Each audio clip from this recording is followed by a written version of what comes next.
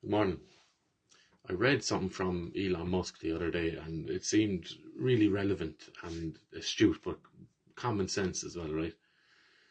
And it was that in dealing with companies or organizations, he doesn't believe that you should be dealing with departments, right? He believes that one person should take total responsibility, not control, but total responsibility for a department.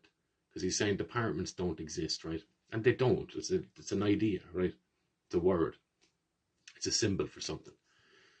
And we see that probably best exemplified or personified even in Simon Harris, right? Who has scandal after scandal after scandal. You know, pick someone from the Dáil, right? In any sort of leadership role, right? And they have scandal after scandal attached to them, but they never assume the responsibility of it. They roll out the same sort of mistakes were made and lessons will be learned. Who, which mistakes? Who's responsible for those mistakes, right? And it got me thinking about the old idea of the sacrificial king, right, where the king was responsible for the growth of the crops, right? The rain, the sun, that sort of thing. And if things went askew and the yields weren't beneficial to the people, then the king the king's life would be offered up as a sacrifice, right? To try and appease the elements, whatever, right? And Fraser in his Golden Bough kind of takes this literally, right? That people were sacrificing the kings. But Jean Marcal takes a symbolic approach to it, and he's saying that every year they would have had like a rejuvenation ceremony for the king, right? A purification ritual for the king. It wasn't a literal killing of the king, it was a shedding of the king of that year and a rejuvenation of the energies put into him and the responsibility that he held himself in his office, right, for the coming year. But whichever way you take it, probably bits of both, right, depending on which people got things mumbled up or jumbled up. But built into that is something very, very useful and something I think that is timeless. That in order to take the office or the role of a king, you also must assume responsibility for everything that comes on in that role, right? So it's not enough to say, look, mistakes were made in the Department of Health, people died, lessons will be learned, and just continue on about your day, right? So whose head is on the block for that? Where does the buck stop? Because if you're in a role that oversees health in a nation, you essentially have people's lives in your hands, right? So it is only fair that you put your life on the line. So if you're willing to make decisions and gamble with people's lives, essentially, right? Because everything is a risk and a gamble.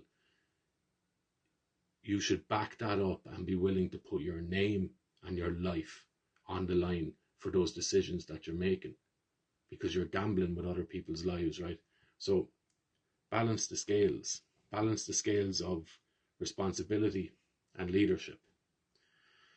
And I'm saying all this to say that I think we're witnessing the age where we move away from this sort of bureaucratic, managerial ruling of a people where no one's really responsible. People are free to make mistakes and gamble with others' lives.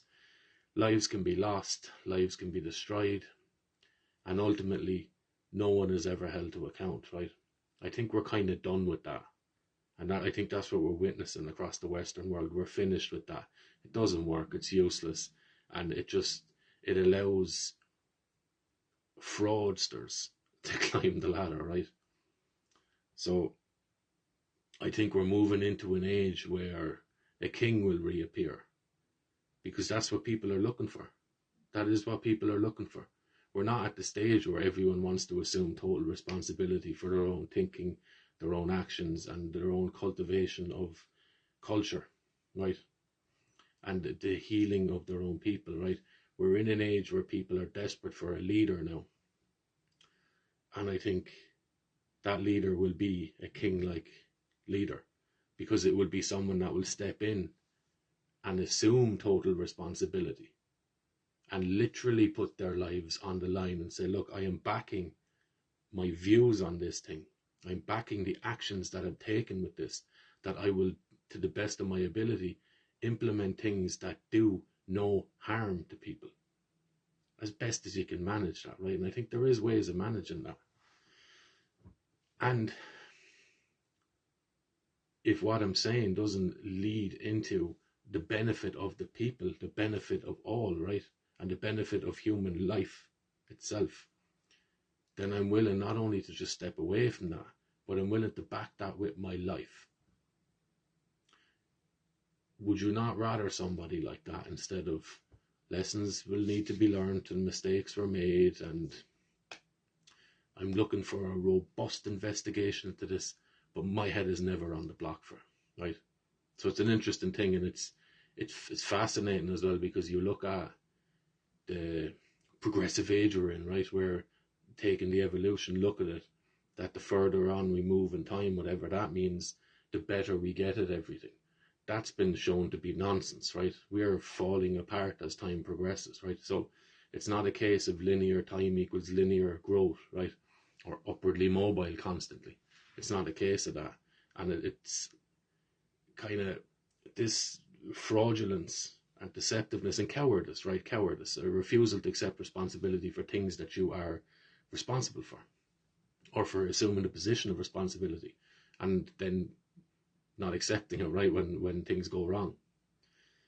And this kind of pulls into the current day an image that is hoary with age and thousands of years old, of the king that is willing to back his decisions with his own existence.